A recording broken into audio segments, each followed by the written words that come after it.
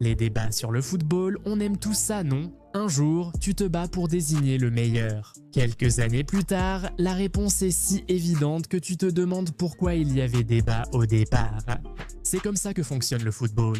Les choses évoluent vite, les opinions changent encore plus vite, et ce qui semblait être un argument légitime peut rapidement devenir une blague. Aujourd'hui, nous allons plonger dans cette comparaison qui faisait débat chez les fans il y a seulement quelques années, mais qui paraissent maintenant complètement ridicules. Voici 7 comparaisons enflammées qui paraissent absurdes aujourd'hui. Numéro 7. David Raya et Aaron Ramsdale. David Raya contre Aaron Ramsdale. À l'arrivée de Raya à Arsenal, Ramsdale était le gardien titulaire et avait été élu gardien de l'année. Au London Football Awards, il avait joué les 38 matchs de Premier League et les supporters l'adoraient. Puis Arteta a prêté Raya depuis Brentford et le chaos a suivi. Les experts étaient furieux. Paul Merson a déclaré qu'Arteta voulait corriger un problème inexistant quand Raya a fait des erreurs au début. Les demandes de retour de Ramsdale ont augmenté. Les supporters d'Arsenal étaient divisés et on avait l'impression que cette expérience allait exploser. Mais Arteta est resté fidèle à ses convictions et ça a vraiment payé. Raya a remporté 2 gants d'or consécutifs, gardé 41 cages inviolées en 99 matchs et est devenu essentiel dans la course au titre d'Arsenal. Raya a offert tout ce qu'Arteta attendait. Ramsdale, lui, est passé de Southampton à Newcastle. Le débat semble ridicule car Raya a prouvé sa nette supériorité. Numéro 6, Kai Havertz et Bruno Fernandes. Revenez en 2020. Bruno est arrivé à United en provenance du Sporting et il était absolument exceptionnel. Il affichait des statistiques incroyables. Puis, Chelsea a payé 80 millions d'euros pour Kai Havertz venant de Leverkusen. Le prodige allemand était considéré comme l'un des jeunes joueurs les plus talentueux d'Europe. Le débat existait. Havertz avait la technique et le flair, Bruno avait les statistiques et la productivité. Mais voici comment cette histoire se termine.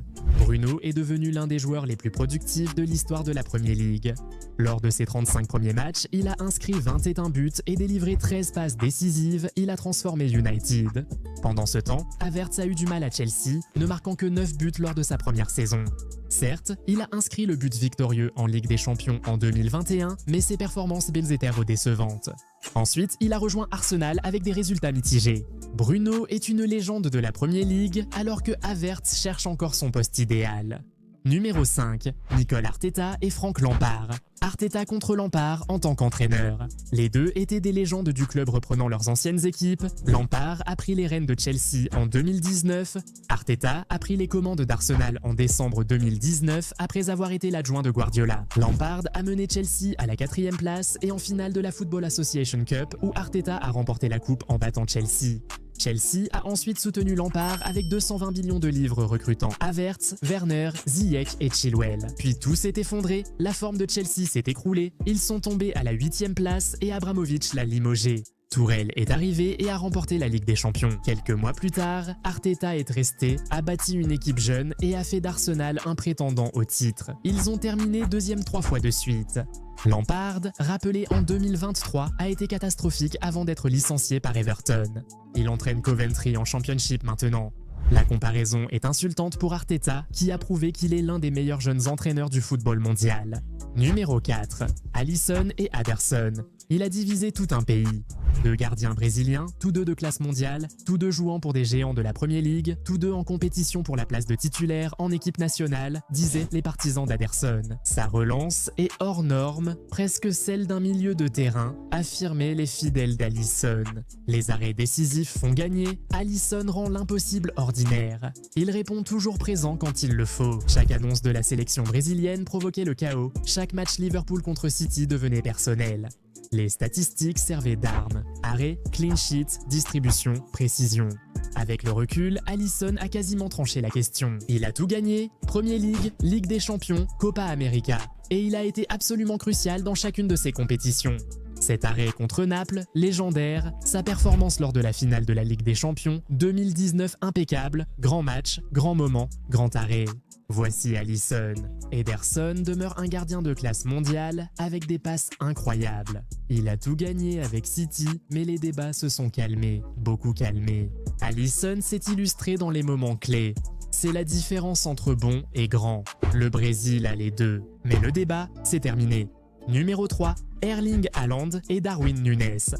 Quand ces deux-là sont arrivés à l'été 2022, la comparaison a commencé immédiatement. Tous deux étaient des recrues coûteuses, venues mener l'attaque d'équipe visant le titre. Les supporters se demandaient si Manchester City ou Liverpool avaient fait la meilleure affaire, un vrai débat au début. Nunez a montré des éclairs de génie. Certains experts disaient qu'il pouvait égaler les statistiques de Haaland. Klopp l'a soutenu publiquement. Soyons honnêtes, ce débat s'est vite éteint. Haaland est devenu inarrêtable. Il a marqué 52 buts lors de sa première saison, a mené City à un triplé historique et s'est imposé comme l'un des attaquants les plus redoutables du football mondial.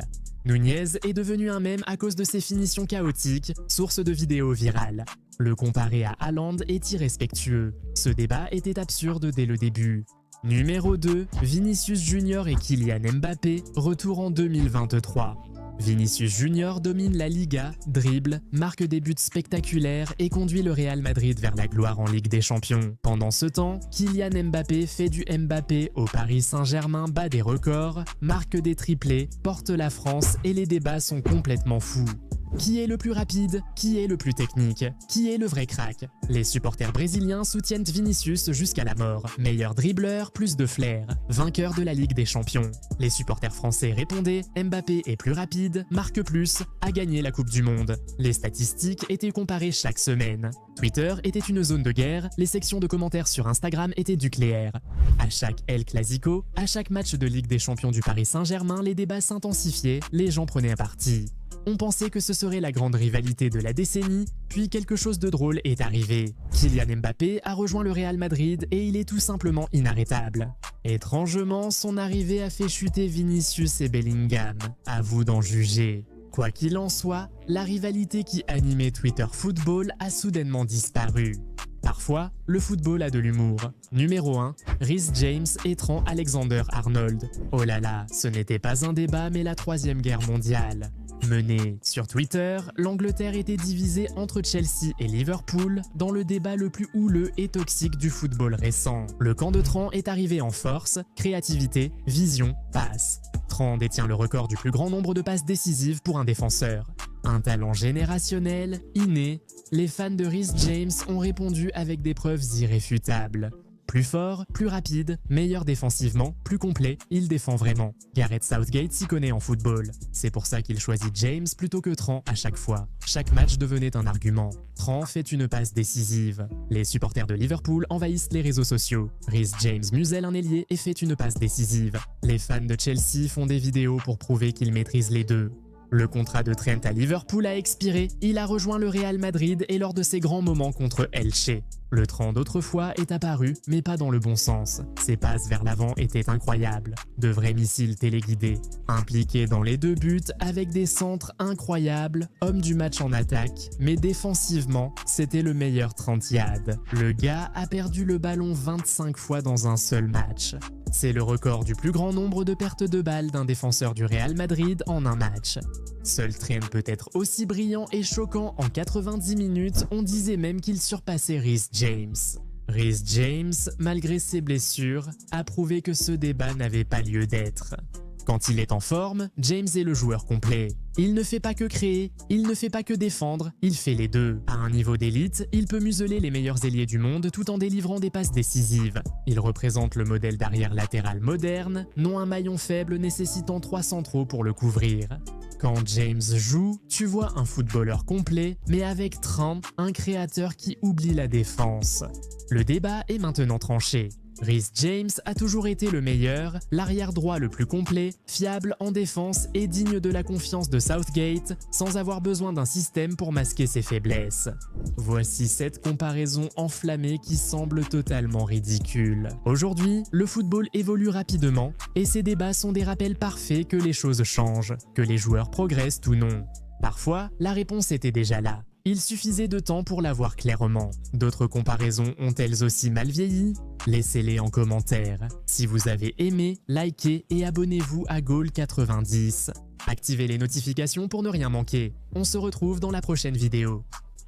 Paix.